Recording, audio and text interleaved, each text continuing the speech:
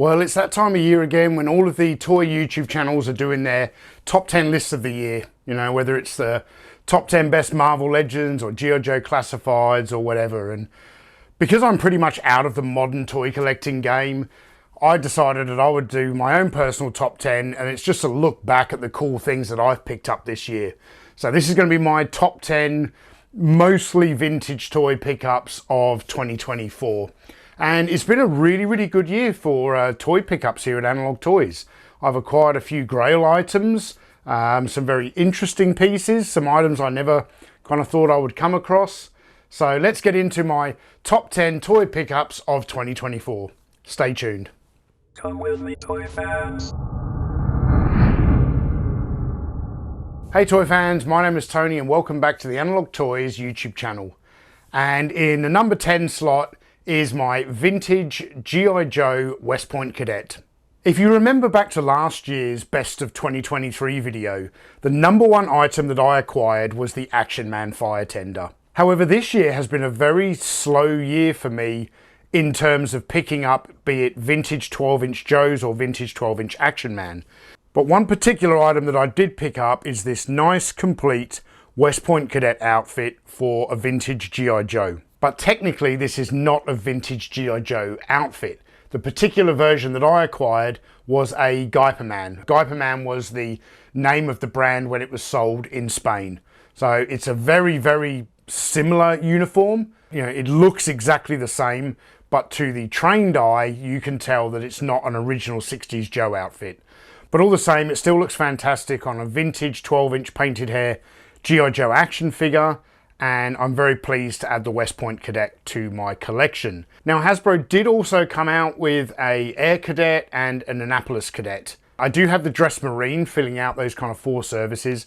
I would love to get the Annapolis Cadet and the Air Cadet, but those are quite pricey and they don't turn up very often. So, you know, maybe I'll get one in 2025 and one in 2026, but I don't see me kind of completing that set of G.I. Joe military branch cadets anytime in the near future. Alright, at number 9 is an item that arrived pretty early on in the year, and that is Kenner's vintage Ewok Village playset from Return of the Jedi. This is not an exceptionally rare piece or anything like that. I mean, it is hard to find it complete, and I did an unboxing of this particular playset when it arrived at the start of the year. And I do plan on making a feature video, which won't just be about this playset, but it will feature quite prominently in that video, which will most likely come sometime in 2025. The Ewok Village is one of the larger vintage Kenner Star Wars playsets. And the best thing about this item for me is the fact that I was able to fit it into this corner cabinet that I have in my collection room. It had the perfect footprint to fit inside a lot of the playsets I have in my collection, like the Rambo Savage Strike Headquarters and Masks Boulder Hill. I just don't have the real estate in my collection room to display them.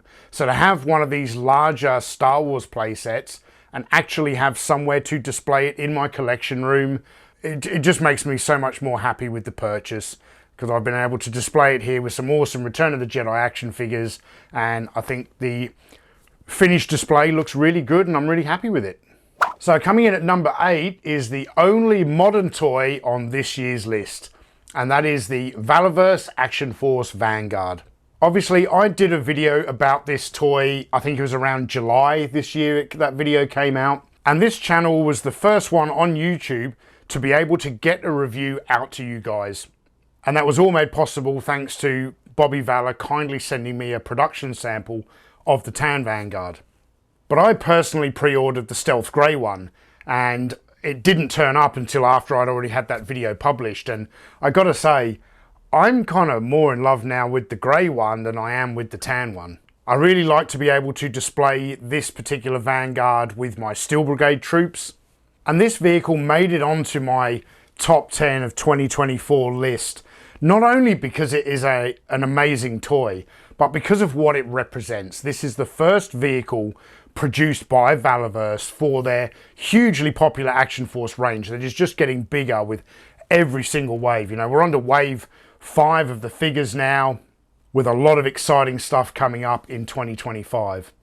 And for the first vehicle produced by an independent toy maker, Bobby Valor just knocked this one out of the park. It's a super cool design at a fantastic price, and they are almost sold out. So if you haven't yet got one and you're thinking about it, head over to valorverse.com and snag yourself a Vanguard today, because stocks are running low.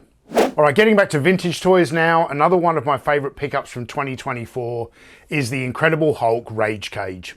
This is another item that I've actually made a feature video about, and this was kind of a video retrospective of the toy itself, and also a restoration where I showed you guys how to restore the box. Because although I am primarily a loose collector, even more so these days that I've been running a YouTube channel, because loose toys are far more interactive to be able to show you on video than a sealed toy. You know, you can't show people the articulation of a figure when it's locked inside a box or a bubble. So even though I am primarily a loose collector, I really wanted this item in the box because I just love the artwork. But unfortunately, these Fun Stuff Rage Cages come in such flimsy boxes that it's very difficult to find them in nice condition. And I'm very happy with the results of my attempt to restore this particular box.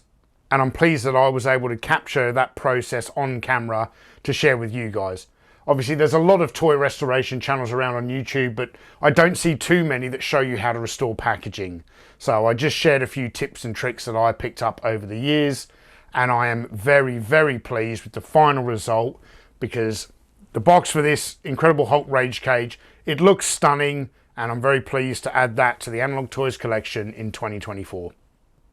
Alright, I have kind of cheated a little bit with the number 6 entry, because rather than this being a single toy, this is a collection that I've built up over the years, and that is Kenner's Superpowers from the 1980s.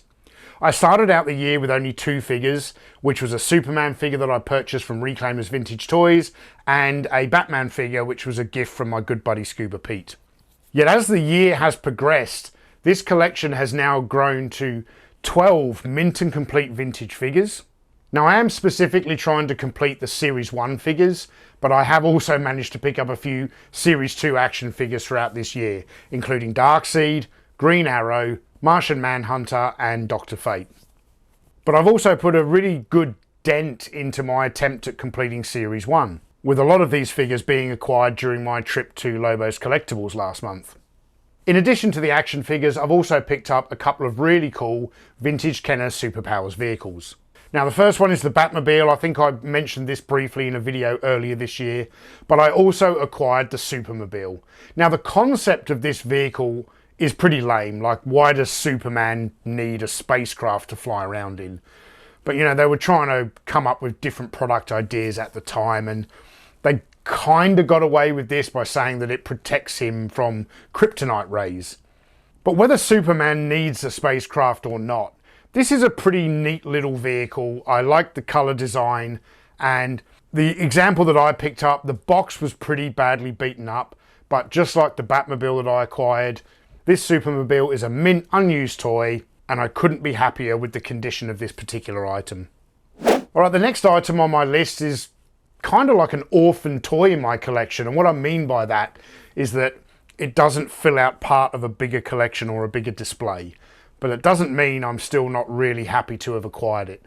And that is the Palitoy Talking Dalek from the 1970s. This is an iconic item from an iconic franchise from an iconic toy company. And when this turned up on eBay Australia at a really great price, in fantastic working condition, I just had to pick it up. The box isn't perfect, but it's more than displayable, and I'm very happy to put this in the display case. It actually sits alongside some of my Mego Star Trek figures because I couldn't really figure out where else to put it. I didn't want to put it in the display behind me. I wanted it behind glass, and it does look kind of cool with the Mego Star Trek figures. While I wouldn't say I actually restored this toy, I did have to put a little bit of work in to get the voice box going again. It's just a case of these old motors, they seize over time, and you've got to basically get into the guts of the toy, put some batteries in, press the button, and get the motor going to bring it back to life. But I was able to get this talking Dalek to talk once again. Now at number 4, we're sticking with some 1970s toys here, and this is a piece from the Gabriel Lone Ranger toy line, and it is the Mysterious Prospector. This item I acquired from an excellent Facebook seller who is also in Western Australia.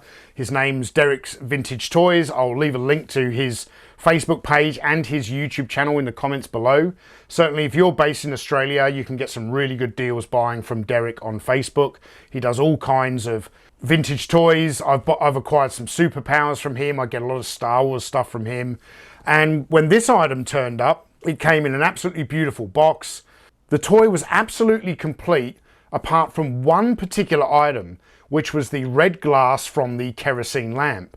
And that happened to be the only accessory that I had from this complete set. Now, the Mysterious Prospector is a disguise for the Lone Ranger, but one of the most comprehensive disguises in the toy line. And what I mean by that is this just comes packed in with so much stuff.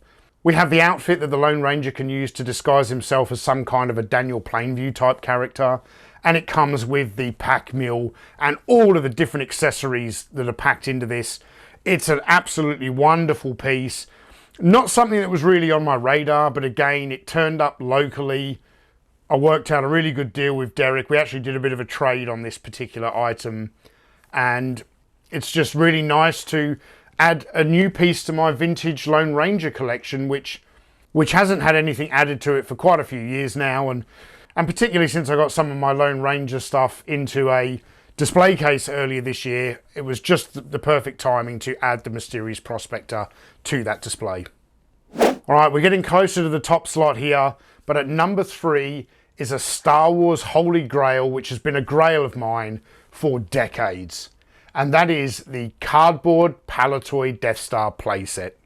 Of course, I did a huge feature video on this toy earlier in the year where I wasn't exactly reviewing the toy. It was more of a documentary giving you the history of the item and how it was developed. And thanks again to Palitoy's chief toy designer, Bob Breakin, for collaborating with me and assisting me with the scripting and the research of that particular item. Unfortunately, unlike the Ewok Village, this is an item that once I had it filmed, I don't have room to display. So I've packed it back away into the box, but I did buy a nice acrylic case to display that vintage Palitoy box in. But I'm sure you're wondering that if the Palitoy Death Star is only my number 3 pickup of 2024, what the hell could be at number 2 and number 1? Well, number 2 was mentioning Bob Breakin, was a very, very, very kind gift that I received from him early this year. And that is the original metal prototype of the Action Force Desert Rat figure from 1982. Of course, anyone who's been following this channel for any length of time knows that the Desert Rat character in the Valaverse Action Force toy line is based on me and my likeness. And that Valaverse gave this action figure the code name of Desert Rat as a nod and a wink to the original Palitoy Action Force line from 1982. Over the last few years, I have acquired quite the collection of Desert Rat items, including original versions of the Action Man uniform, both loose and carded. I have the very rare carded original Palitoy Action Force figure, as well as prototypes and test shot samples and all that kind of stuff from the Valaverse era version of Desert Rat. So to be able to add an original vintage prototype, and especially to have it gifted to me from Bob Breakin, makes this an incredibly, incredibly special piece that I am just honoured to be able to have and display in my collection. So that brings us to our number 1 toy pickup of the year. And how in the hell could anything beat a grail like the Palitoy Star Wars Death Star or the prototype Metal Desert Rat from 1982? Well, the number 1 item that I picked up this year, again, I might be cheating a bit like I did with Superpowers. This is a collection, but it was originally sold as a collection. So technically it's one item, one product.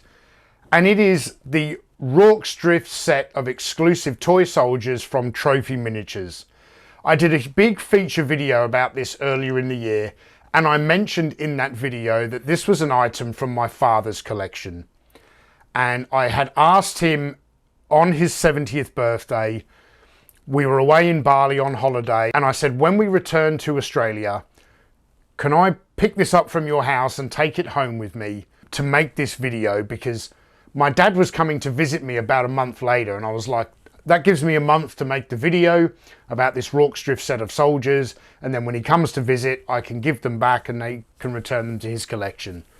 And I mentioned, I think more than once in that video, that it was made possible due to the fact that my dad had loaned me that incredibly rare set of toy soldiers. Well, when he came to Port Hedland and I tried to give these soldiers back to him, he wouldn't take them. He wanted them to be mine. He said that he'd left them to me in his will years ago anyway. And getting a gift like that from your father, there was such an incredible, I'm going to get a little bit emotional here. It's the silly season. I don't know when this video will come out, but I'm actually filming this on Christmas Day. So, and I've had a couple of beers, but there was just something really special about him gifting this to me in person and me not having to, you know, go and collect this from his house in many years' time after he's passed away. It's one of those, I'm glad we were able to have a conversation around it, and the fact that he watched that. I didn't show him that video until he came to visit, and we sat down in the kitchen and watched it over a cup of coffee one morning when he was here visiting. He really enjoyed the video, and he could see how much I appreciated and enjoyed that particular set of soldiers, and he knows it's gone to a good home. He knows what it means to me, and I'm going to look after that set. And it's one of those, like many of the things in this collection, that will never ever be for sale. God knows what's going to happen to this stuff when I pass on, but between now and then, I'm happy to be the caretaker of these items, and I'm honoured to be the caretaker of my dad's exclusive set of Rorke's Drift toy soldiers from Trophy Miniatures. Alright, so that wraps up my top 10 toy pickups of 2024. I hope everyone has had a good year. I know it's been challenging for some. It's been a really good year for me on toy front, but some quite challenging in some other personal aspects. But I do wish each and every one of you the best wishes for the new year, for 2025. And thank you all for supporting this channel, whether it's just a single watch or you're subscribed or you support us in another way, be it through a YouTube channel membership or over on Patreon. I sincerely thank you for all of the support, and we're getting bigger and better in 2025, and I'm excited for all the content that we've got planned, and I can't wait to read your comments, see your reactions, and let's all have a bumper year, eh? All right, take care for now, and I'll see you in the next video. Cheers.